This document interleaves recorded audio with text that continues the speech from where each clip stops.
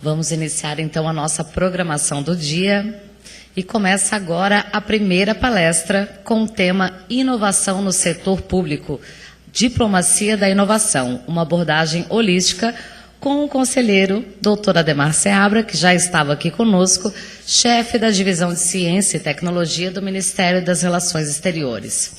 Após a palestra, o microfone estará à disposição aqui em frente ao palco para a plateia fazer perguntas. Pedimos a todos os presentes que, por favor, desliguem seus celulares. Muito obrigada. Professor, doutor, fique à vontade. Muito obrigado, querida. Vai usar aqui? Muito obrigado. Bom dia novamente e, mais uma vez, também grato aí pela oportunidade, pela distinção, pela deferência de trocar essas ideias iniciais. Agora eu até me sinto mais à vontade, que eu falo um pouco, embora na condição de representante do Itamaraty, eu não mencionei aqui, mas é para trazer a saudação também do ministro Luiz Alberto Figueiredo do Machado, nosso secretário executivo também, do embaixador Eduardo dos Santos, e mais uma vez também saudando e agradecendo a professora Marta e as amigas, né, que participam aí de toda a produção desse seminário. Mas eu fico mais à vontade também, porque agora posso dar um tratamento, vamos falar um pouco mais sobre também questões que têm a ver um pouco com a minha formação acadêmica. Eu acho que foi preciso, de certo modo, quando se falou que é uma certa abordagem holística da diplomacia da inovação. Eu tenho formação em temas de economia do desenvolvimento e ciência e teoria política, mas não que isso seja necessariamente uma vantagem. O meu orientador na universidade, no meu doutorado, falava que o ecletismo, nós podemos usar o termo ecletismo mais ou menos como sinônimo de abordagem holística, coisa assim, na verdade, uma patologia do conhecimento, né? Quer dizer, porque o generalista é aquele que sabe cada vez mais sobre cada vez menos, né? Ao passo que o especialista é aquele que sabe cada vez menos sobre cada vez mais, ou alguma coisa assim do gênero. Então, de todo modo, essas abordagens assim, muito amplas também, elas têm uma certa utilidade duvidosa, de modo que eu vou tentar, ao longo da exposição, da apresentação, que eu peço também a gentileza dos colegas da ENA aí que me controlem, porque, embora eu tento manter uma certa disciplina aí, a parte mais interessante, eu acho, que nós não podemos ter nesse exercício pela manhã é a troca de ideias e eu gosto muito, tanto na administração pública, quanto em políticas de inovação, quanto em políticas públicas de diversos níveis, né? Essa interação, porque hoje uma das questões fundamentais para se trazer inteligência para o processo decisório é o chamado crowdsourcing, né? Quer dizer, ou recolher ideias e recolher insumos das pessoas para que nós possamos cada vez mais calibrar, aprimorar e tornar mais responsáveis e mais precisas as nossas políticas públicas, as nossas direções, né? Eu até faço um relato também muito breve de uma experiência que eu tive. Eu fui, durante alguns anos, eu fui preparador e elaborador de concursos de seleção para o acesso ao serviço público federal de alto nível. Então, em uma ou duas disciplinas, eu normalmente formulava as questões e preparava, fazia discussões sobre como deveríamos produzir aquele material, né, para ser objeto da seleção dos servidores. E uma das coisas assim, mais extraordinárias, uma experiência mais marcante que eu tive, às vezes para algumas questões que nós elaborávamos, nós tínhamos recursos, nós tínhamos que ter um processo previsto no edital de se abrir para um número X de recursos. Algumas questões nós chegávamos a receber 200 recursos, 300 recursos de candidatos. E a coisa mais interessante é que todos esses 300 recursos, eles traziam ângulos, nos fazia observar uma verdade, que essa verdade, que é uma verdade que ela só pode ser produzida coletivamente, de como determinados pontos, determinados conceitos, determinadas hipóteses, situações, podem ser analisadas sob infinitos ângulos e infinitas perspectivas, né? Sobretudo quando nós tratamos, que é o caso do trabalho da ENA, que é o caso do trabalho da administração pública, nós trabalhamos com aspectos intangíveis, com aspectos qualitativos, com aspectos conceituais, dos quais não podem ser não são redutíveis, nem podem ser reduzidos a determinados axiomas ou fórmulas incontestáveis. Então, todo o problema administrativo, todo o problema teórico-conceitual em ciências humanas tem diversas abordagens e a possibilidade de verificar em cada recurso como essas questões são abordadas de maneiras totalmente diferentes, nós vemos quase como surge uma verdade sobre determinada situação, determinado fenômeno, e o quanto isso é absolutamente determinante para a formulação de uma política pública responsável. É claro que tem um elemento desses recursos, que é uma coisa muito interessante, que é a motivação do candidato ter seu ponto conferido. A motivação é muito grande e, logo, o candidato busca o melhor argumento possível para sustentar a sua posição. E nessa soma de argumentos de alto nível e elevado nível, transparecem determinadas situações que são profundamente úteis. Eu acho que essa é uma experiência, um exemplo de como nós temos que constantemente motivar as pessoas a trabalhar em equipe, a trabalhar em conjunto, a trocar experiências, a trazer pontos de vista, e para isso nós temos duas questões fundamentais no nosso país: de sermos uma sociedade aberta, uma sociedade plural, uma sociedade democrática, uma sociedade onde prima a tolerância. Isso é um patrimônio de capital político indispensável, sem o qual qualquer outra política de inovação, qualquer programa de desenvolvimento tecnológico ou estratégia nacional de desenvolvimento está fadado ao fracasso, se não houver essa interação, esse pluralismo, essa visão do Estado em relação a esses pontos. E o outro ponto, naturalmente, que é essa questão política democrática, é a questão de nós termos condições de sempre gerarmos o maior nível de motivação possível no serviço público, entre os entes do serviço público e no diálogo do serviço público com a sociedade. Para isso, nós temos que tratar os servidores sempre com o máximo de justiça, máximo de transparência, máximo de critérios, de regras simples, porém facilmente identificáveis e facilmente decodificáveis pela sociedade e pelos próprios servidores. Ninguém gosta e ninguém fica motivado em situações de injustiças, em situações de desprestígio. Então, esse elemento, tratar as pessoas bem, com respeito e com cuidado, é um elemento sem o qual não há política de inovação, não há política. Se não tratarmos as pessoas com justiça e com equidade, não há política pública, naturalmente, que tenha pretensões de ser bem-sucedida. Então, acho que essas questões intangíveis, imponderáveis, elas estão na base, são determinantes para toda uma construção que nós vamos fazer. Meu trabalho, a minha apresentação vai se guiar até por critérios como elementos fundacionais da política pública. A partir daí. Eu pretendo dividir minha apresentação em 3 blocos, mais ou menos assim, gerais, né? Eu acho que a partir de agora a minha intenção seria falar mais ou menos por volta de 20 minutos, né? Então peço a indulgência, a tolerância de vocês passar um pouco, mas um pouco só, também não é o caso de fazer isso. Eu quero tentar aplicar na prática essa ideia de fazer a interação com vocês, com o público, né, de modo geral, sobre determinadas questões, e que vocês certamente terão como abordar de maneira diferente, de maneira enriquecedora, de maneira crítica e transgressora até determinadas questões que, obviamente, não tem nenhum parâmetro ou pretensão à verdade, mas de trazer uma experiência de um órgão, de um nível de governo e de uma perspectiva diferente que, por sua vez, eu admito que possa ser enriquecedora. Mas ela só será enriquecedora se ela tiver condições da sua absorção adequada do outro lado, que no caso são vocês. Esses 3 blocos, quando eu falo em diplomacia da inovação, que efetivamente é o tema que eu gostaria de centrar, eu sou funcionário, servidor de carreira do Ministério das Relações Exteriores, tive uma experiência já internacional importante, muito importante para mim, e tenho tido uma importância que eu diria uma experiência agora, ainda mais importante agora em Brasília.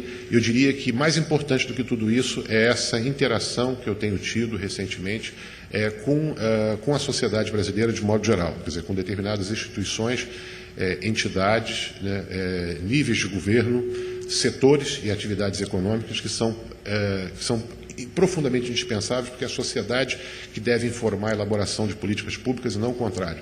Não é o governo que deve dizer o que a sociedade deve fazer, mas o governo deve beber, deve absorver os anseios e deve saber interpretar quais são as questões, os desafios que a sociedade impõe, para que nós possamos decodificar isso e reverter e atender essas expectativas da maneira mais eficiente e da maneira mais rápida e responsável possível. É para isso, naturalmente, que todos nós somos pagos, e essa é a função que nós esperamos deve ser recebida. Mas, no âmbito da diplomacia da inovação, o próprio nome diz, tem uma série de outros conceitos engatados aí. Vou tentar fazer uma apresentação curta sobre as dificuldades para a inovação no Brasil, né? Quer dizer, que, basicamente, como é que esse conceito, essa situação, ela foi gerada em prazo relativamente curto, né? É um tema muito, com licença do trocadilho ou da afirmação mais rebarbativa, né? mais pleonástica, é um processo bastante novo que nós temos enfrentado, eu diria não mais do que 15 anos, que o tema da inovação tem ocupado no Brasil. Depois eu trabalharia especificamente de como o nosso trabalho no Itamaraty ele é voltado para enfrentar determinadas questões e desafios que essa trajetória ela nos apresenta, que tipo de ações nós temos tomado, como é que isso é engatado com diversos órgãos, distintas entes do Sistema Brasileiro de Inovação. E depois eu vou tentar falar também um pouco sobre exemplos de atuação mais específicos, estou tentando orientar mais especificamente para a realidade local catarinense, aproveitando inclusive as contribuições que a doutora Ângela passou, né, pela competência específica dela, e de como também a própria ANA e os entes que estão aqui representados e corporificados na participação de vocês podem também atuar. Eu queria começar, ontem eu tive uma conversa breve com alunos também da ENA, né, e eu até queria pegar um gancho para começar um pouco esse panorama da inovação no Brasil, né, com esse inconformismo, né, do senador Luiz Henrique em relação ao que ele chama de tradição mais cartorial, de tradição mais patrimonial, ou mesmo o que ele chama de maneira mais coloquial de tradição burocrática, né, da administração pública brasileira, de modo geral, ou da pletora de normas e regulamentos que estão envolvidos, né, em processos decisórios e que controlam e coordenam ou descoordenam os fatores de produção no Brasil, que descoordenam as políticas de desenvolvimento industrial e que descoordenam as políticas fiscais e os esforços que são feitos, em outro lado, para que o país consiga ter um aprimoramento e uma melhoria do seu perfil tecnológico e do seu perfil produtivo.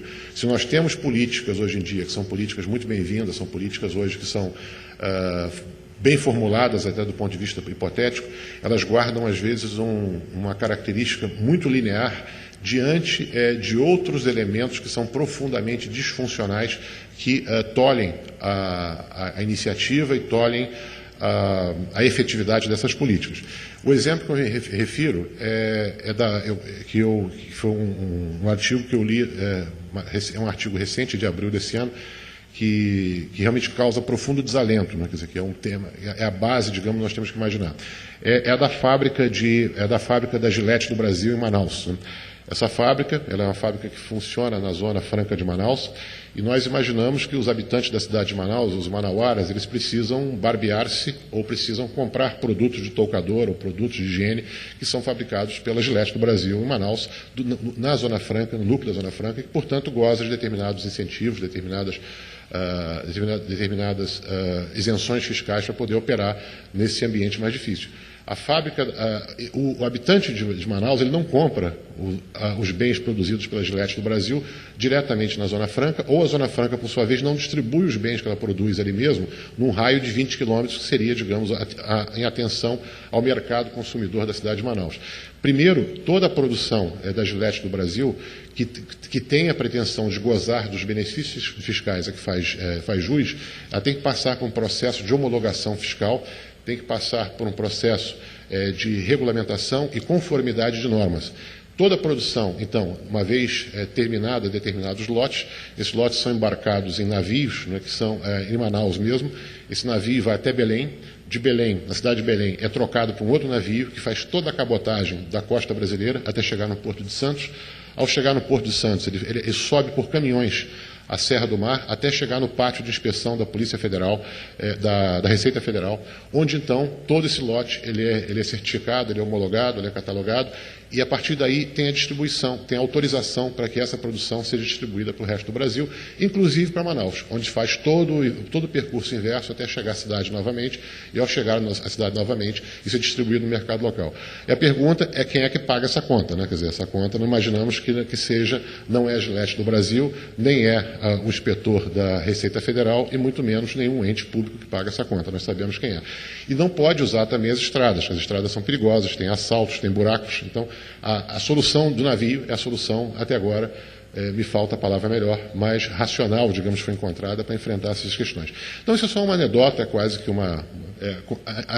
acrescentando alguma coisa ao desalento que o senador Luiz Henrique tinha trazido para essas questões, mas, obviamente, nós não ficamos, nem devemos ficar parados ou ou estatelados ou paralisados diante dessa situação muito difícil, que é uma situação que ela é fruto da complexidade do nosso país, da complexidade de leis, de regulamentos, de 1 milhão de regulamentos e normas, né, que nós todos temos que saber encontrar, da nossa situação de ter um sistema judiciário que tem 1,5 milhão de funcionários, ou que nós temos aí 900 mil advogados ou estudantes de direito, quer dizer, é um exército imenso para decodificar e tratar isso, que joga nossos fatores de competitividade bem para baixo, né? Nós temos esses problemas.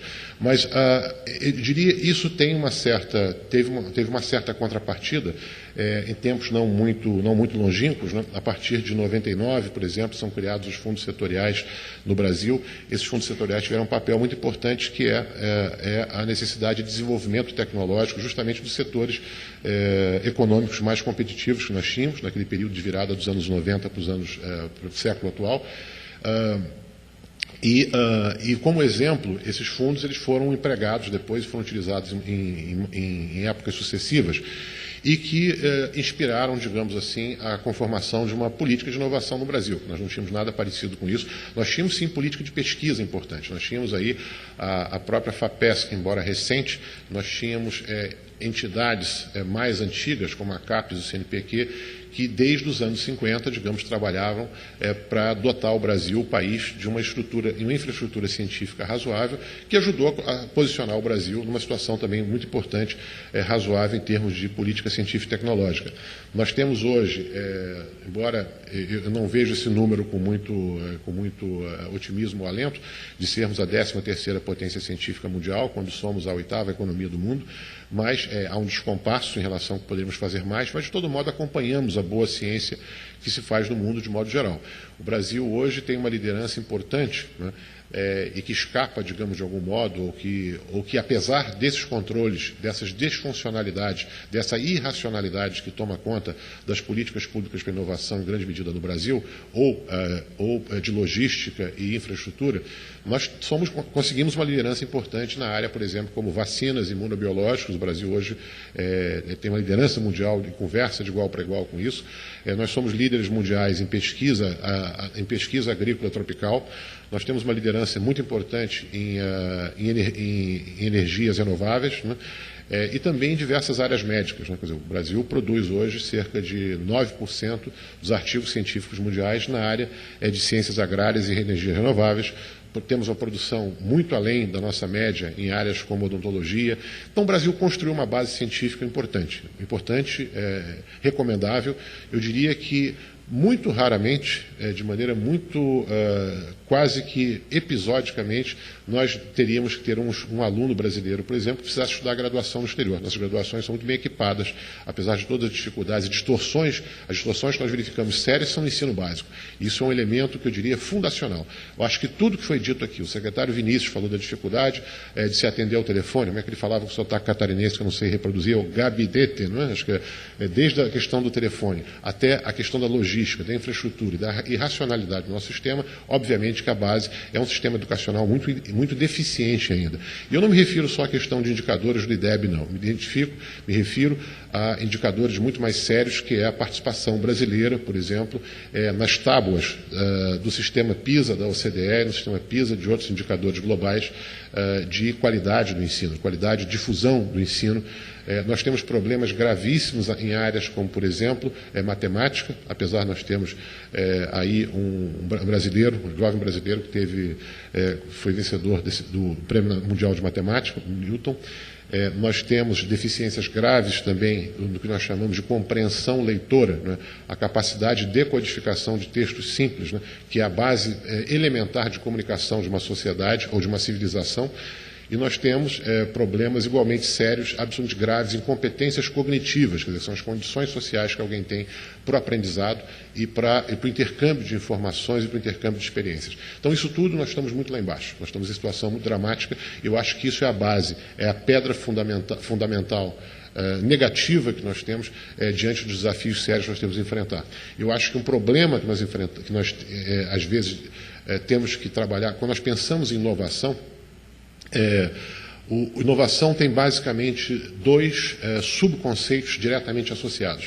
O primeiro conceito é a interação, quer dizer, é impossível pensar em inovação, isso vale são poucas verdades, digamos, que nós podemos estabelecer em ciências sociais de modo geral.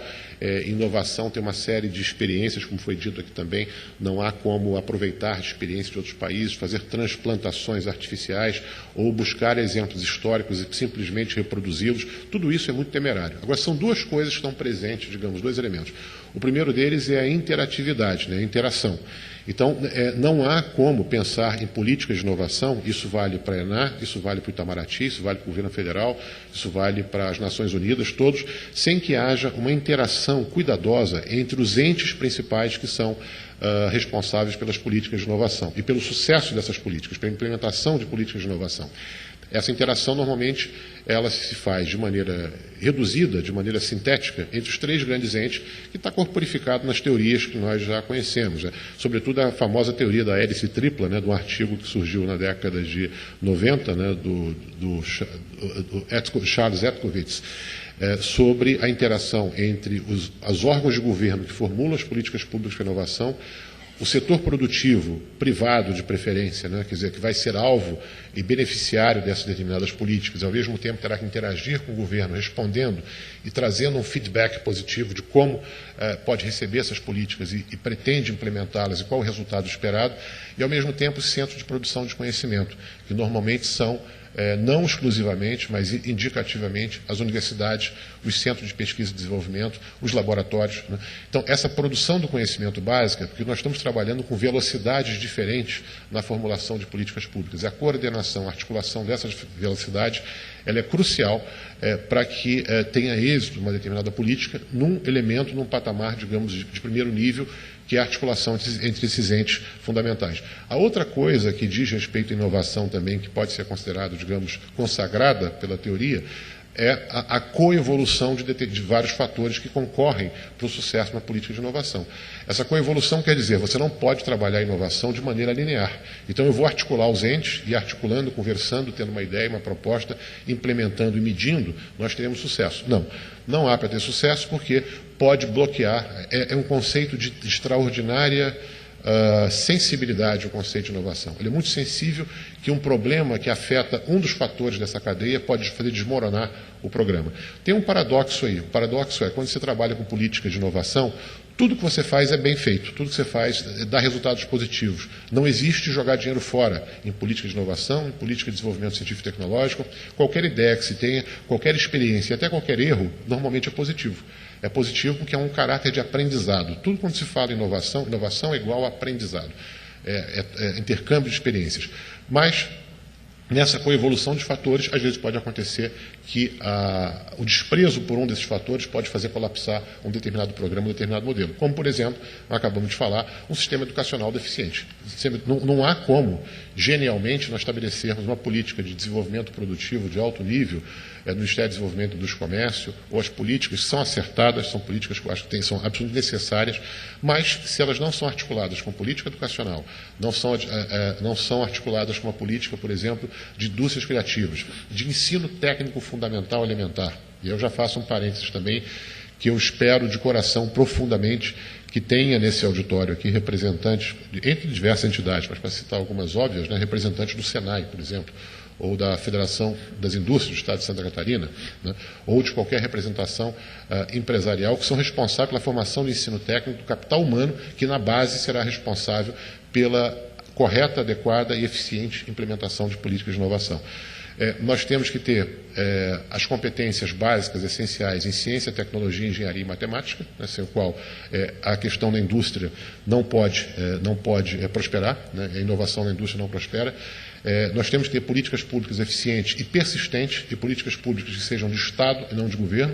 De Estado, é claro, porque, obviamente, que os sistemas econômicos e os sistemas de desenvolvimento produtivo, eles não têm fronteira e fim, quer dizer, eles não começam no dia 1º de janeiro do mandato X e terminam 4 anos depois, com os resultados, os indicadores, terminamos, fazemos a avaliação e colhemos os frutos. Não, isso tudo transparece, isso cruza e ultrapassa uma série de barreiras temporais, uma série de barreiras físicas e barreiras geográficas que não há como estabelecer artificialmente um controle sobre esse processo. Então tem que haver uma mobilização constante da sociedade em relação a isso. E, sobretudo, nós temos que ter ativos intangíveis, que são ativos intangíveis de primeira grandeza, de primeira ordem. Aí eu me valho até do meu passado de sociólogo, eu acho que quase nunca, raramente ele é útil, de algumas maneiras pode ser, mas eu recorro ao Pierre Bourdieu, que falava nessa intangibilidade da questão da inovação, que eu acho que Santa Catarina tem, acho que muito correto, como foi colocado aqui, quando nós enxergamos o país de modo geral, sem nenhum tipo de bairrismo, sem nenhum tipo, uma avaliação objetiva do país, das condições que nós temos, de alguns indicadores, de algumas experiências, né? Até por serem estados, digamos, que têm um DNA mais internacionalizado, são obrigados a interagir, digamos, mais facilmente com outros estados, como Brasília, por exemplo, que tem que interagir pouco. Brasília não tem obrigação de interagir, não temos litoral, não temos nosso contato internacional, quer dizer, antes da era da globalização mudou isso completamente, mas antes da globalização éramos uma sociedade muito fechada, era uma sociedade que protegia muito a sua economia, muito a sua indústria. Nós tínhamos um fascínio com os estrangeiros. Antigamente as pessoas nos anos 70, 60 viajavam e escreviam livro, né? Então viajei, fui para Albânia, faço um livro. O cartunista Enfio, né, ele viajou à China, fez um livro maravilhoso, Enfio na China, na década de 70, um deslumbramento absoluto, né? Os viajantes iam para tal lugar, todo mundo fazia livro, que era uma experiência quase como ir a Marte, né? Hoje em dia tem livros, aliás, sobre Marte, né? Mas o que nós verificamos, no caso, o que nós temos que pensar quando falamos em política industrial ou inovação, o Estado de Santa Catarina, essa questão da intangibilidade dos fatores, primeiro, é que nós temos que ter capital social de grande importância, quer dizer, nós temos que ter a coesão social, o cimento que facilita essa articulação. A questão da agregação, a questão do capital político, né? O capital político é um mínimo de confiança entre a sociedade e as instituições públicas. Nós falamos que essa falta de confiança ela é dramática e grave para o desempenho dos fatores de produção, para a articulação da sociedade e para a eficiência de políticas públicas.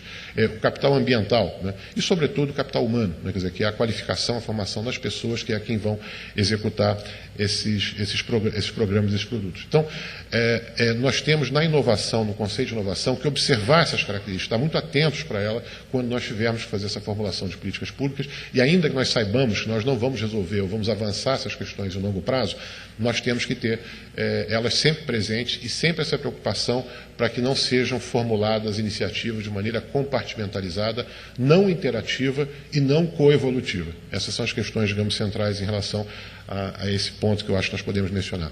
Isso porque eu lhe digo o seguinte: o Brasil, nós temos no Brasil determinadas situações também paradoxais. Nós temos, por exemplo, centros de absoluta excelência e de inovação, quer dizer, eu mencionei alguns setores antes, me faltou acrescentar, por exemplo, o setor aeronáutico, não o setor aeroespacial, mais aeronáutico do que aeroespacial.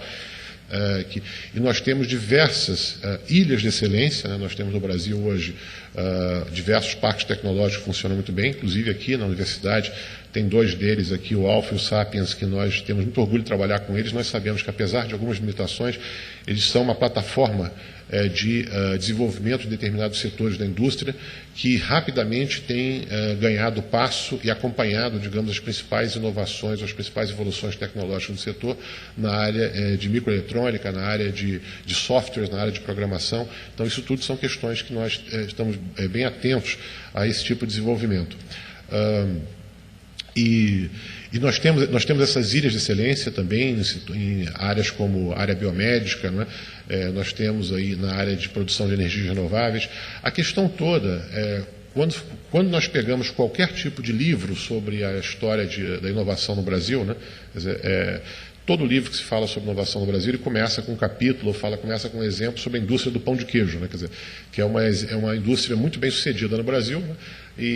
Mas virou quase piada, né? Porque todo mundo fala da indústria do pão de queijo, é sinal que você não tem um verdadeiro sistema de inovação. Você tem exemplos de como isso funciona.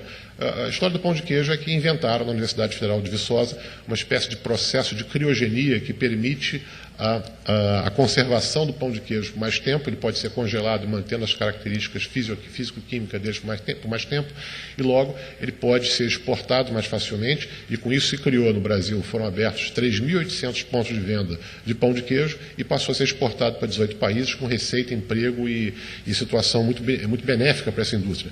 Mas vira uma coisa assim um pouco caricatural, né? Porque o que nós queremos é ser uma economia inovadora, não ter uma indústria do pão de queijo inovadora, ou mesmo um setor aeroespacial, ou por mais importante que eles sejam, de maneira isolada, de maneira fragmentada. Esses setores no Brasil, essas ilhas só se constroem graças à abnegação de alguns empresários, de alguns centros de pesquisa, com algum tipo de apoio governamental, e às vezes prosperam apesar do governo, né, em grande medida. Então, o que nós temos é que esses exemplos são muito importantes porque eles são informadores de políticas públicas e são testes, laboratórios de inovação em vivo, que nós devemos sempre considerar nessa formulação. Mas com isso não quer dizer que não podemos achar que o Brasil é uma economia inovadora. Nós temos indicadores importantes, por exemplo, o Brasil já está investindo hoje quase 1,2% do seu PIB em atividades de pesquisa e desenvolvimento, que junto com o depósito de patentes é um dos indicadores fundamentais de como nós podemos inovar, né? O problema, 1,2% é quase o que a Itália investe. A Itália investe 1,4% do seu PIB em pesquisa e desenvolvimento. Diversos outros países do nível da OCDE, Japão, Estados Unidos, Alemanha, Finlândia, os países escandinavos geralmente são campeões nisso, mas Coreia, Singapura, Suíça, todos eles estão em um patamar por volta de ou acima de 3%. E todos dizem, e se diz com muita... Por favor, gente, controlem meu tempo, por gentileza, que eu acho que terminar em 7 minutos no máximo, mas vocês me alertem. Estou confiando aqui na Júnia. Mas a questão do perfil da inovação no Brasil, que é muito diferente. Nós temos desse 1,2%, que é um número excelente, mas nós temos metade dessa inovação, ela é feita basicamente pelo governo. Esse é um ritmo mais ou menos dos países, embora o governo teria que fazer menos por essa definição ideal, mas está bem, metade ela é produzida pelo Brasil, pelo governo, e a outra metade pelo setor privado. Sendo que do setor privado, dessa metade da metade, ou seja, 25% é uma única empresa. É o Centro de Pesquisa e Desenvolvimento da Petrobras na Ilha do Fundão, no Rio de Janeiro, sempre. Basicamente isso, mais o que faz a Embrapa, mais o que faz uma Natura, mais o que faz a Embraer, uma Vale do Rio Doce, já vamos chegando perigosamente perto de 90% da pesquisa e desenvolvimento privado, e mais um resíduo depois de outras 300 empresas que nós trabalhamos. Ou seja, nós temos que ver se isso caracteriza o Brasil como sistema de inovação mesmo, não é? Quer dizer, esse envolvimento generalizado da indústria, nós sabemos do que não, porque para que nós possamos considerar o Brasil como sistema de inovação eficiente, produtivo e que tenha a capacidade de mudar no médio prazo ou até no longo prazo, um horizonte de 5 a 15 anos, nós mudarmos a estrutura do nosso perfil produtivo, esses outros fatores têm que ser inteiramente considerados. E esses exemplos eles não podem ser exemplos estanques, têm que ser exemplos interativos e tem que ser uma espécie de comportamento que transborde para toda a economia e transborde para as cadeias produtivas. Nós sabemos que para sermos eficientes, nós temos que aumentar o nosso patamar de competitividade e colocar nossos produtos, ter a ousadia e ter a pretensão, como fazem muitas empresas aqui da região do estado de Santa Catarina, de colocar nossos produtos em mercados muito mais exigentes e não nos mercados, digamos, que são tecnologicamente inferiores ou com nível de inovação inferior ao nosso. Porque aí o componente do desafio não se apresenta. Esse componente ele passa a ser disfuncional e passa a ser um elemento que tende a consolidar uma trajetória de desenvolvimento do Brasil muito bem sucedida, que é a trajetória do agronegócio. É uma trajetória excelente, estupenda. Todos nós, eu não posso falar, já comentei isso em Brasília, enquanto nós tivemos aqui com a Enar também alguns meses atrás, eu não posso reclamar 1 milímetro do agronegócio, porque é ele que paga meu salário, porque por conta disso nós temos um superávit comercial importante, temos aí um superávit das contas públicas que faz com que você tenha as receitas que possam pagar salários um pouco melhores do que eram há 20 anos atrás. Mas, tirando esse efeito mais caricatural, é muito sério essa dependência, essa agrodependência, digamos assim, porque é uma atividade que ela é pouco intensiva em emprego, né? Embora a produtividade aumenta muito, a elasticidade do preço dos produtos primários é muito reduzida.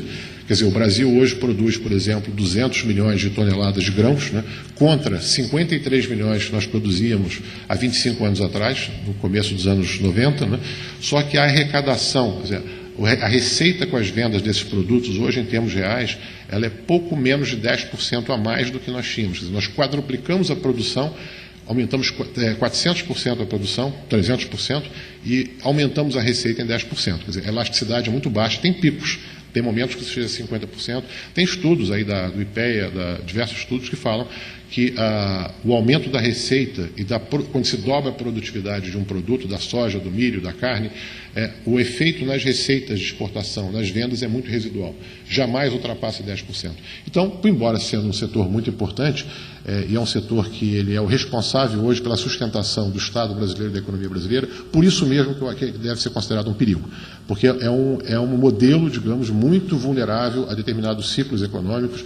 O que nós podemos esperar um dia quando mudar o perfil econômico da China? A China, que vem crescendo a 7,5%, 8%, na década passada crescia 10%, 11%, crescia extraordinariamente, era o 13º parceiro comercial do Brasil. Hoje a China é o primeiro parceiro comercial do Brasil, mas essa mudança, esse incremento em 13 anos de maior importância, é graças à venda dos nossos produtos para a China. Mais de 90% dos nossos produtos, da nossa cesta de exportação para a China, é baseada em 3 produtos, né? Minerais não ferrosos, minerais metálicos, soja e outros produtos correlatos.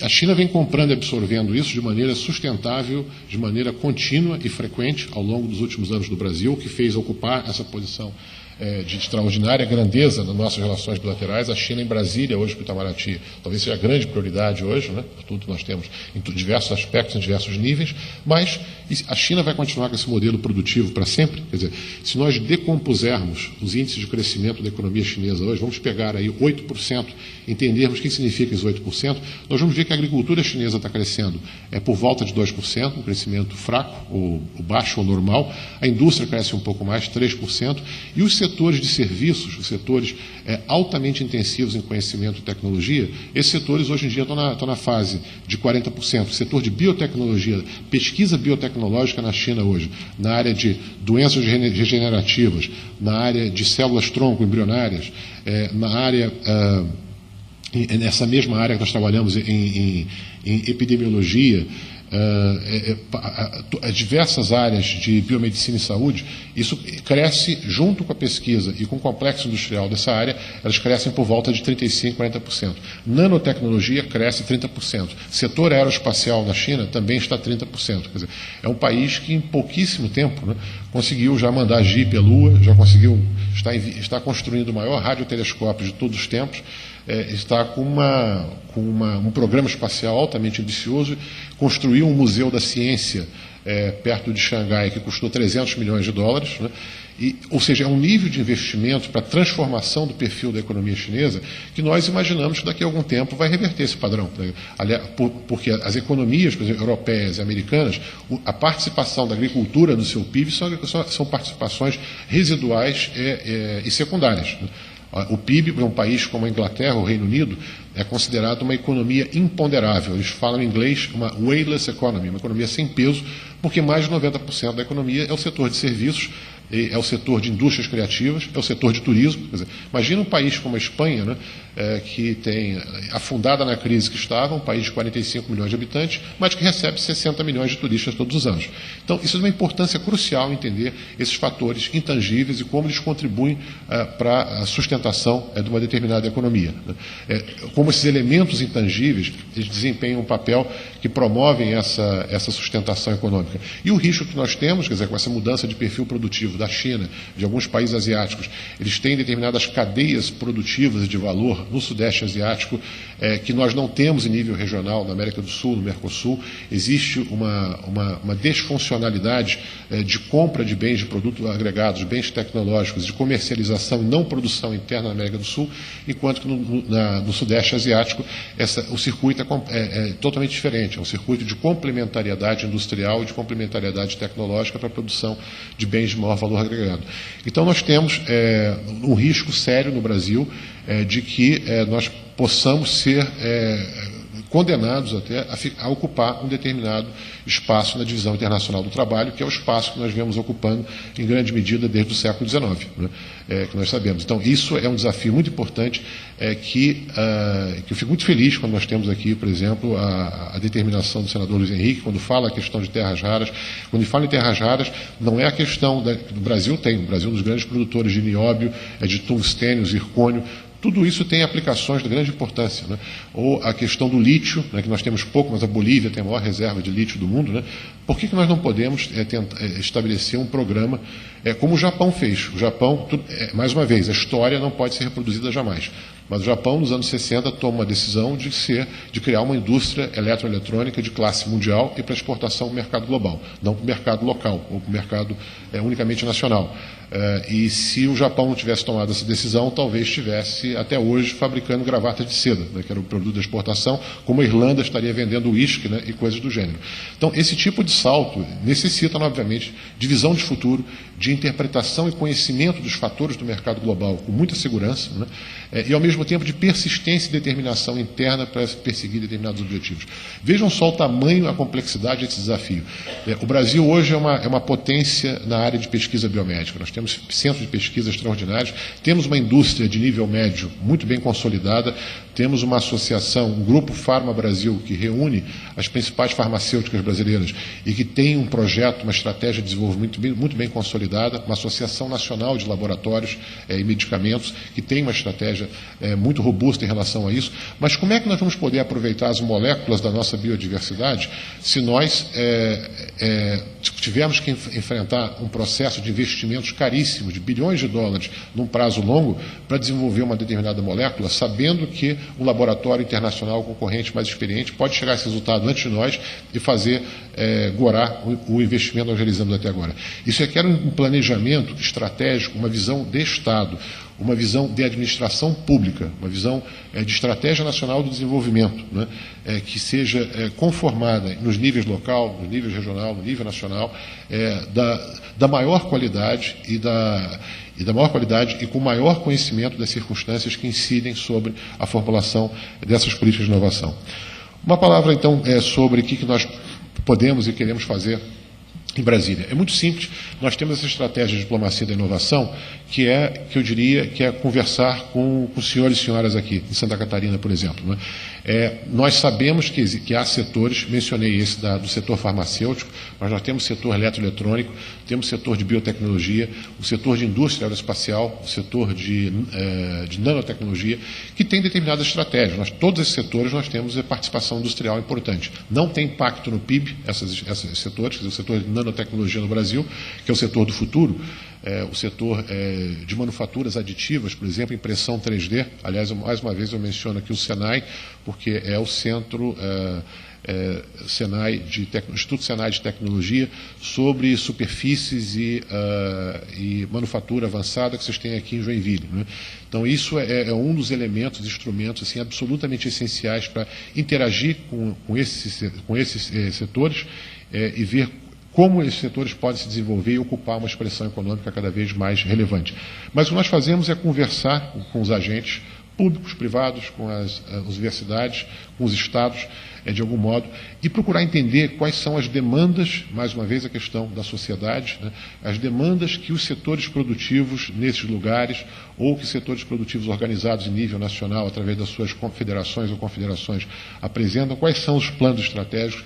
O que nós vemos até com certo desalento é que, na maioria das vezes, não há um planejamento estratégico. A maioria das vezes não se sabe claramente, por exemplo, se pega um setor como, por exemplo, a ABINI, né, de indústria eletroeletrônica, eles têm um certo planejamento de longo prazo. Como tem também a ONIP, né, a Organização Nacional da Indústria de Petróleo e Gás, eles têm um certo projeto de desenvolvimento do setor de petróleo e gás com vistas à busca da autonomia tecnológica para a exploração do pré-sal. Né? Hoje em dia, apesar de todos os ganhos da Petrobras e apesar de todos os problemas da Petrobras, diria, nós temos um domínio hoje de menos de 10%, quer dizer, nós vemos a questão do copo cheio e vazio, temos que ser realistas, né? A Petrobras tem a sua tecnologia de águas profundas, que tem uma liderança internacional importante, mas falta mais de 90% do que são os requisitos tecnológicos importantes para ter autonomia na produção e exploração de petróleo, como fez a Noruega, por exemplo, nos anos 70. Nos anos 70, a Noruega descobriu uma espécie de pré-sal.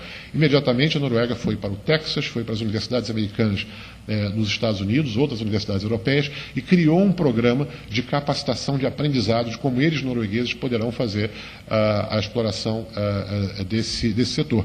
e criaram uma empresa, a Statoil, a norueguesa, por exemplo, que hoje detém toda a tecnologia da exploração do petróleo deles. As turbinas a gás, os compressores, né, todo o sistema de distribuição, os navios, as plataformas, tudo necessário numa cadeia produtiva de petróleo e gás está coberta num processo como esse. Então, o que nós temos que buscar no Brasil, o modelo também mudou. Essa é uma questão também muito delicada e séria. Quer dizer, existe uma discussão hoje no Brasil, a discussão do conteúdo nacional, a discussão da, talvez, volta à substituição de importações, que eu vejo um mérito, eu vejo importante isso, embora a questão do conteúdo nacional tem que ter um momento que tem que parar. Quer dizer, vamos acabar com o conteúdo nacional, porque o objetivo é capacitar as empresas brasileiras.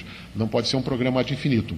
Mas nós temos uma outra realidade hoje, que é a participação nas cadeias globais de valor. E essas cadeias globais de valor de alto conteúdo tecnológico, intensivas em conhecimento, e que hoje o Brasil, embora nós não possamos, talvez, participar nessa cadeia de manufaturas 3D, por exemplo, né, quando eu falo em diplomacia da inovação, que eu estou explicando de maneira insuficiente aqui, mas na prática seria assim, pegar esse Instituto Senai de Inovação, que nós temos aqui em Joinville, por exemplo, e imediatamente, eu não tenho notícia da articulação que eles têm com o maior centro de manufaturas aditivas hoje, que fica na cidade de Youngstown, em Ohio, nos Estados Unidos, de que modo nós podemos fazer a aproximação e de que modo nós podemos abreviar o processo de produção e desenvolvimento tecnológico desse instituto com vistas à melhor capacitação, surgimento e criação de empresas catarinenses.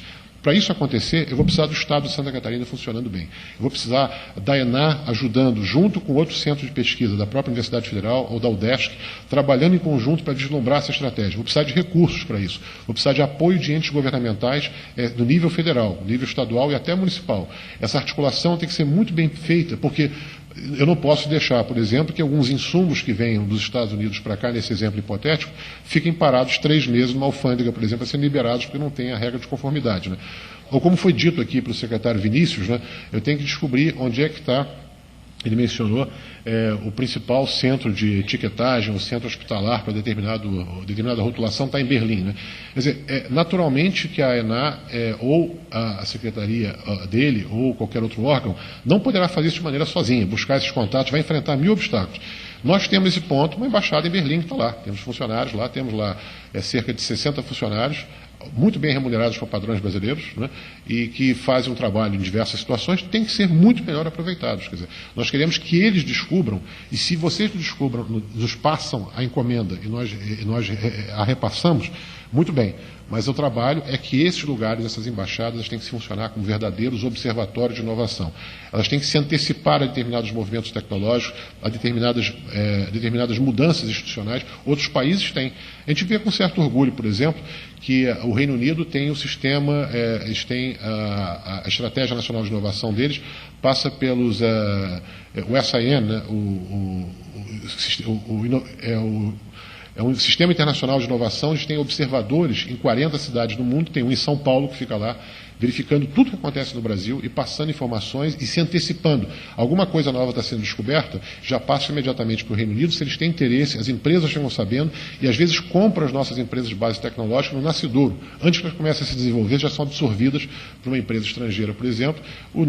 Quem desenvolveu aquela tecnologia ou quem desenvolveu aquele processo vai viver confortavelmente, mas aquele processo já vai ser incorporado a uma cadeia produtiva britânica, a uma cadeia produtiva europeia e não a nossa. Então, essas questões, que são questões que, nessa que nós chamamos de diplomacia da inovação, é entender quais são os gargalos, quais são os hiatos tecnológicos que diversos setores ou processos apresentam. Nós tentamos cobrir por nossa parte, apresentando informação de maneira contínua, mas recebendo demanda. O setor aeroespacial é um setor muito mais fácil, porque é um setor pequeno, são poucos atores no Brasil, players nesse ponto, e nós sabemos exatamente o que o Brasil precisa para desenvolver uma cadeia tecnológica aeroespacial.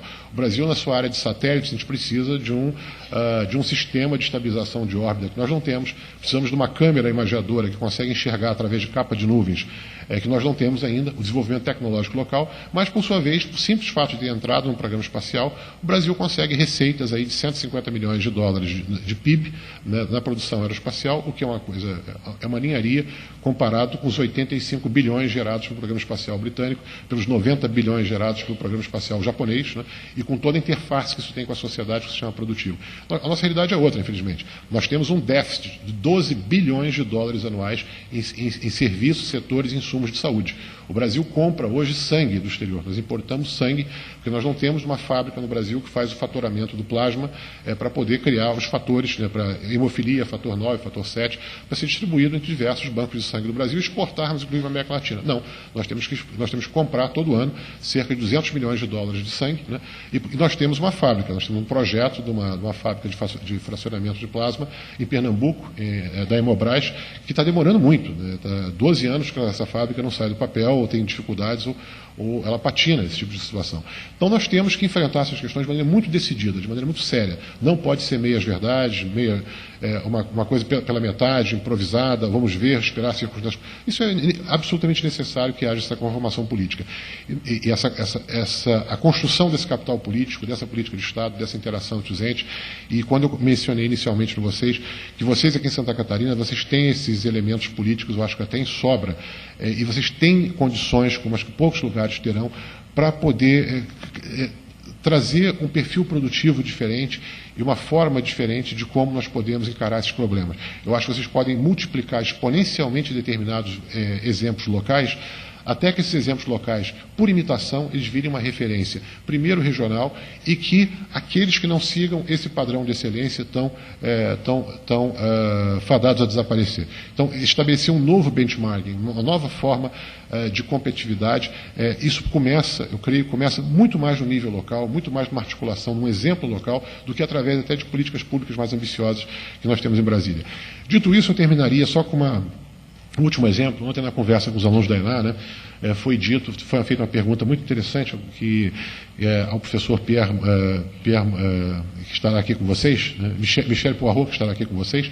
Foi feita uma pergunta a ele, uma analogia de que os padrões de excelência, digamos, do serviço público, da prestação do serviço público, da administração pública e da escola de administração pública, elas têm que ser um padrão parecido, ou têm que se absorver determinadas práticas do setor privado, os níveis de eficiência do setor privado, porque no setor privado quem não inova perece, né?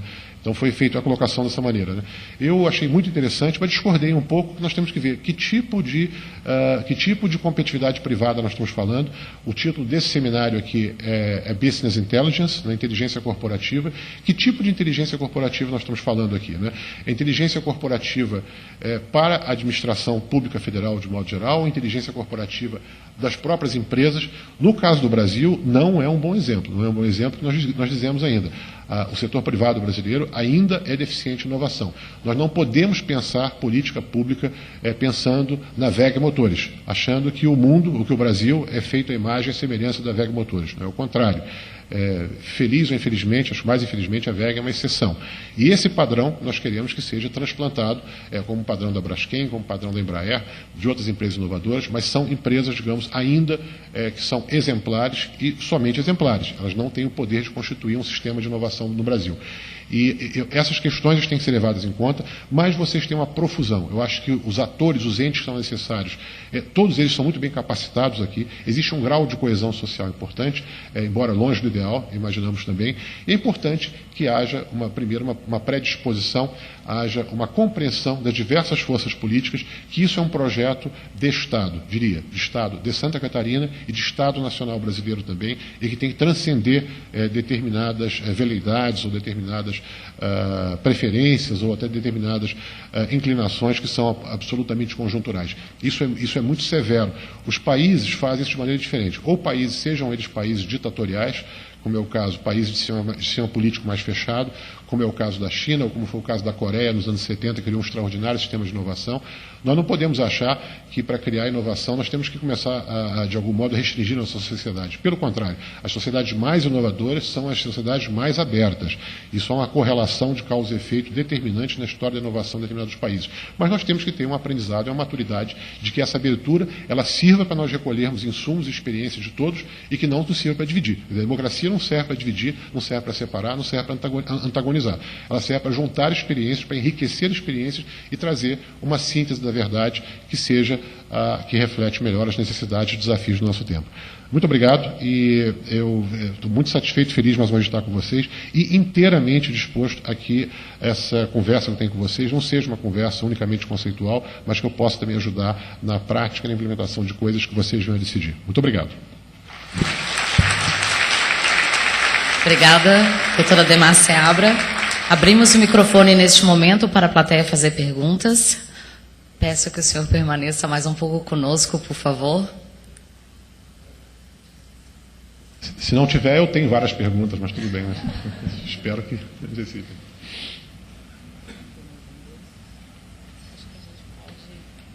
Você pode chegar aqui na frente, por favor? Para que todos ouçamos. Eu não aceito perguntas ou colocações anônimas. Vou assim, tentar ajudar aqui. Obrigada. A minha dúvida é em relação... Seu nome, por gentileza? Meu nome é Saul, eu sou do Ministério Público de Santa Catarina. A minha dúvida é em relação aos modelos e a forma com que a gente trabalha inovação no Brasil. Eu acho que existem muitos modelos. Em primeiro lugar, o que eu penso é, antes de inovar, eu acho fundamental assim, vamos fazer igual ao que os melhores fazem. A gente está no patamar dos melhores? Sim, então agora vamos dar o passo adiante e vamos criar em cima estou falando de modelos de inovação, modelos de conhecimento. Então eu vejo assim, as nossas universidades não estão nem entre as 100 melhores do mundo. O nosso sistema educacional não está entre os 100... Então, por que não copiar o que existe de melhor no mundo em termos de modelo de inovação? E aí eu vejo assim, Estados Unidos, Alemanha, Japão, como exemplos a serem copiados. E a gente fala muito pouco, a gente acha que tem um pouco de vergonha de dizer assim, vamos copiar o modelo. Claro, adaptar à realidade local, naturalmente, mas vamos copiar o que existe de bom. Eu sinto essa falta assim, do governo como um todo, de vamos nos espelhar e vamos copiar. Foi o que o Japão fez e é o que a China está fazendo. Perfeito, Saul, obrigado. Isso é uma questão bem delicada. Eu não diria que não é delicada do ponto de vista político, não. Até eu diria que não me interessa a questão política. É aquela música do Gilberto Gil, né? Eu quero saber o que pode dar certo, né? Quer dizer, então, não me importa se isso agrada ou desagrada politicamente, ou quem quer que seja, né? Mas tem uma situação delicada aí, porque quando nós falamos de inovação, ele tem até um conceito teórico que ajuda a entender isso um pouco, que é o conceito de historicidade e multidimensionalidade da inovação. É um conceito que até um dos que foram convidados para esse evento aqui, talvez os maiores especialistas mundiais de inovação, Charles Edquist, trouxe num dos textos que ele tinha produzido. Esses conceitos querem dizer o seguinte, essa replicação ela depende de circunstâncias históricas puramente, muito particulares. O caso da China, por exemplo, quando nós falamos em cópia, a China é a rainha da cópia. Né? Quer dizer, copiou tudo. Para começar, o próprio modelo da Academia Chinesa de Ciências é uma cópia em papel carbono da antiga Academia de Ciências da União Soviética, forma de funcionamento. Copiaram tudo, eles tinham um ministério na época do Mao Tse-tung, na época da Revolução Cultural Chinesa, eles tinham um ministério chamado Ministério da Engenharia Reversa. Né? Quer dizer, é o Ministério da Cópia na cara dura. Então eles copiaram a gente, né? Pegaram o nosso modelo Embraer RX e desmontaram a RX e sabemos que várias fazem pequenas mexidas incrementais. Naquele momento em que a China teve esse salto, digamos, tecnológico importante, com base na cópia, com base no segredo industrial, com base... Não havia, simplesmente, no mundo, um regime jurídico importante de proteção à propriedade intelectual. Ou seja, a China ela deu um passo à frente muito interessante. Quando chega, por exemplo, o Deng Xiaoping ao poder, no início dos anos 80, ele inicia com duas grandes políticas. A política de portas abertas, né? Aliás, política de portas escancaradas, a China escancarou o seu mercado para o mundo, na criação daquelas zonas especiais de exportação. As 9 grandes cidades do mar da China foram totalmente abertas ao comércio. E os Estados Unidos negociavam com a China de maneira aberta. O presidente da China foi visitar o Reagan e as coisas aconteciam assim.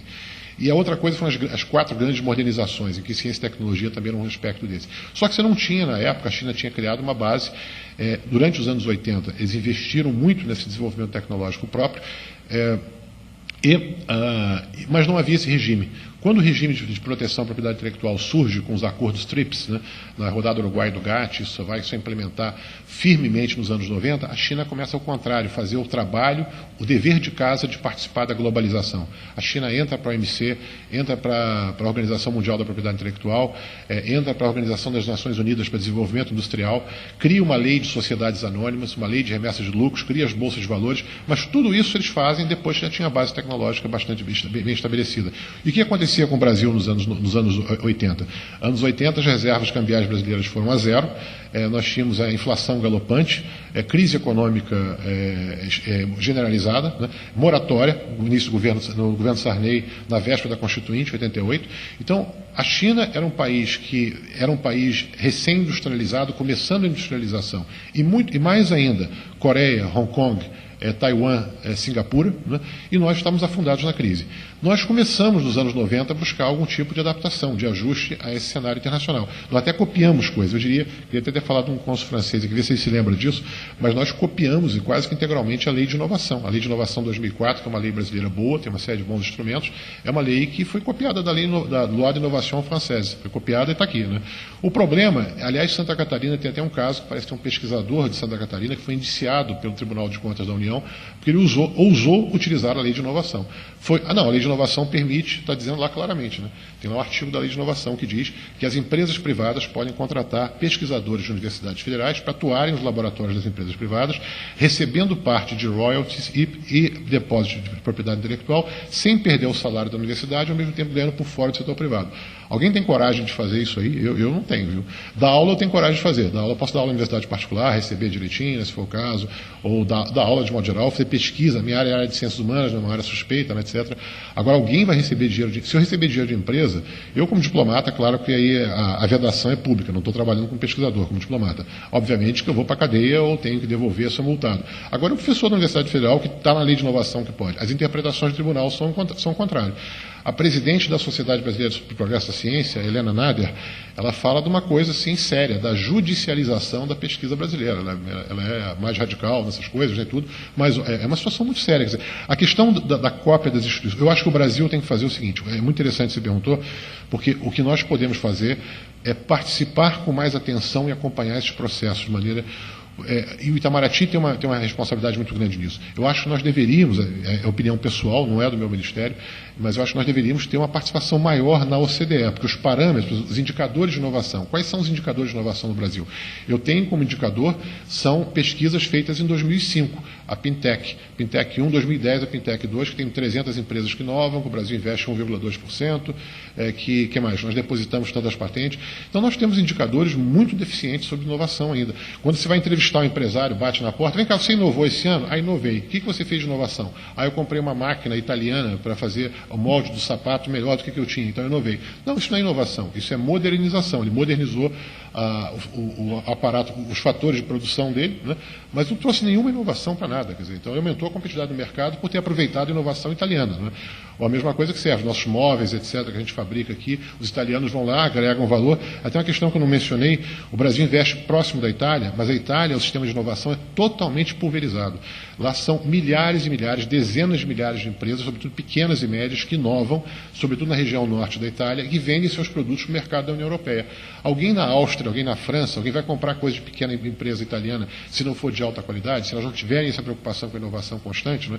Quer dizer, então, o desafio, a dimensão do desafio é muito diferente. Então, para nós, eu acho que a ideia da cópia, ela é válida sim.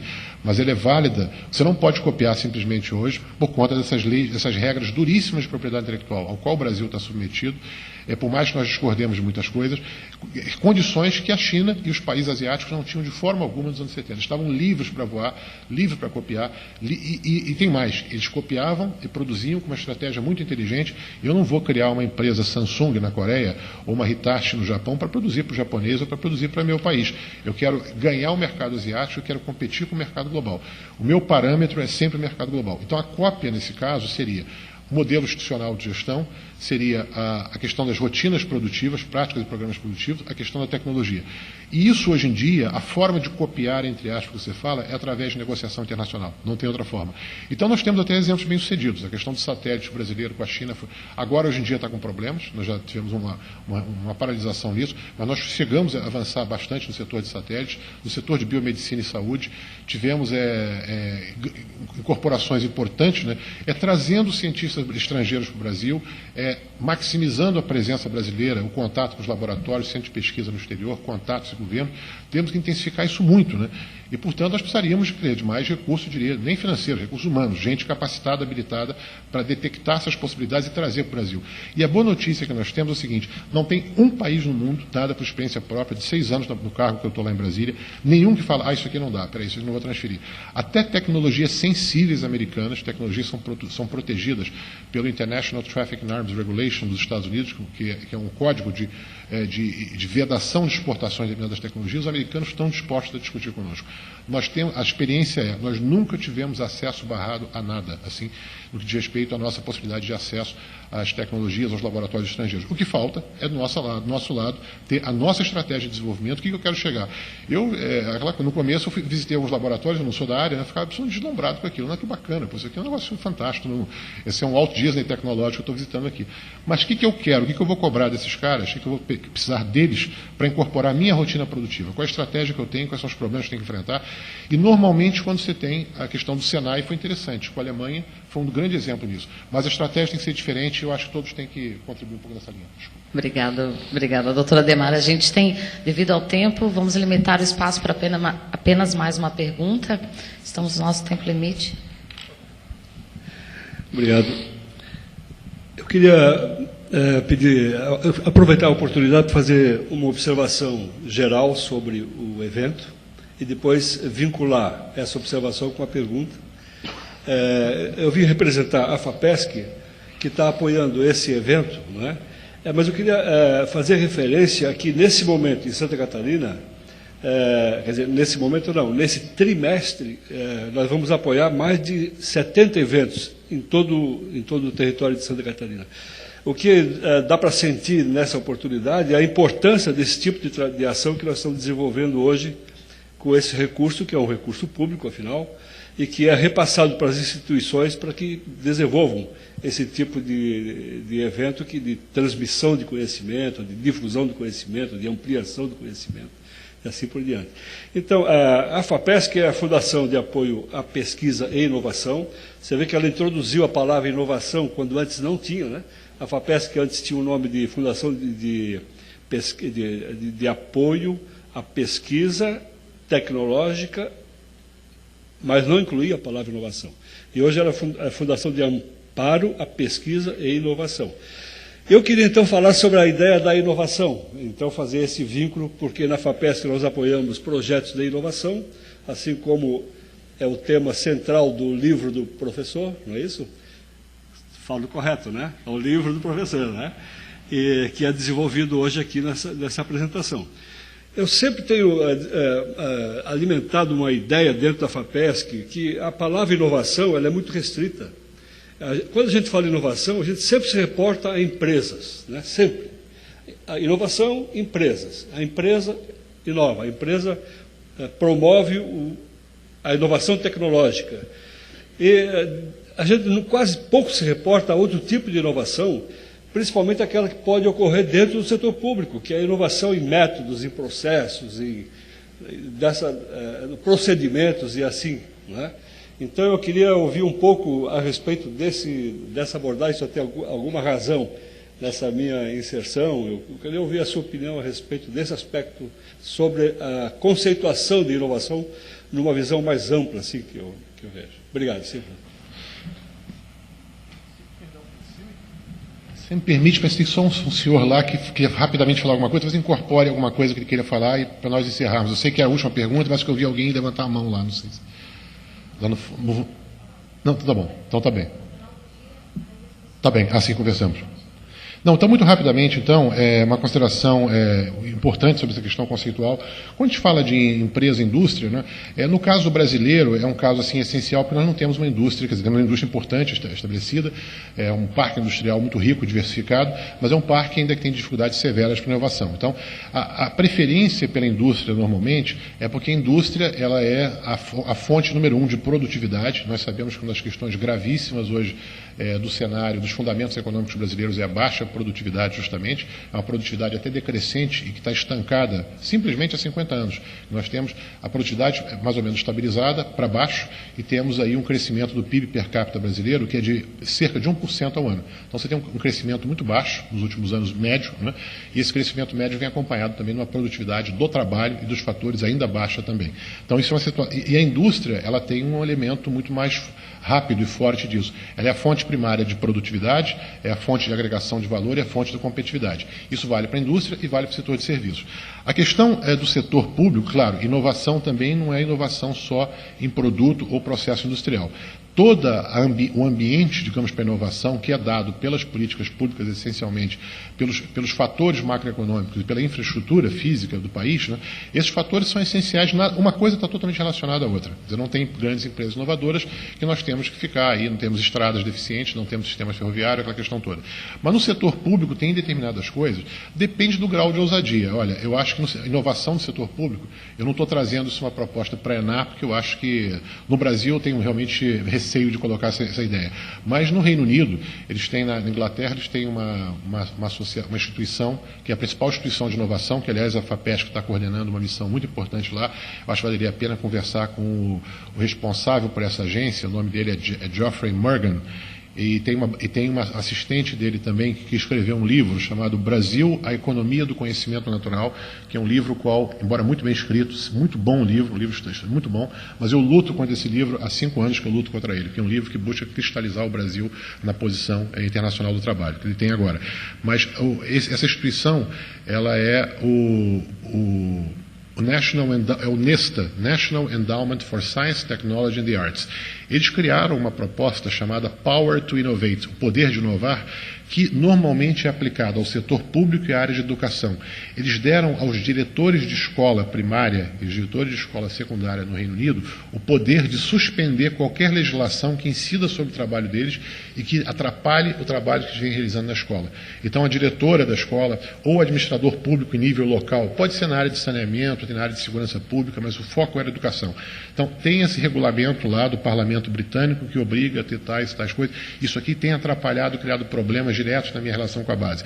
Ela preenche um requerimento e solicita a suspensão daquela legislação por 3 meses, até que ela comprove que a suspensão da legislação criou efeitos positivos no desempenho do trabalho que ela realizava na base, na ponta, naquela escola, naquele município, naquele condado. É uma coisa absolutamente ousada. Tem várias questões, né? Eles criaram lá o cupom inovação, a política de turismo, tem uma série de outras questões que foram levantadas de maneira muito inovadora, aplicada ao serviço do setor público. A OCDE, eu não sei se já terminou, mas eu estava acompanhando a elaboração do Manual de Copenhague para inovação no setor público, não sei como ficou isso, mas é para recuperar essas boas práticas do setor público que facilita enormemente a inovação no país. Agora, ainda assim, cuidado, quer dizer, ainda que nós tenhamos um dia uma evolução legislativa nesse setor, que demorará, mas eu acho que é o caso, nós temos que trabalhar os outros demais fatores de maneira concomitante também, para que as coisas não esbarrem, não retrocedam. O desafio é muito complexo, mas a sociedade brasileira é complexa, a sociedade brasileira é rica, e ela é variada, e ela é quantitativa e qualitativamente grande. Então, eu acho que a gente pode se coordenar melhor para que isso venha a bom termo. Obrigado, gente.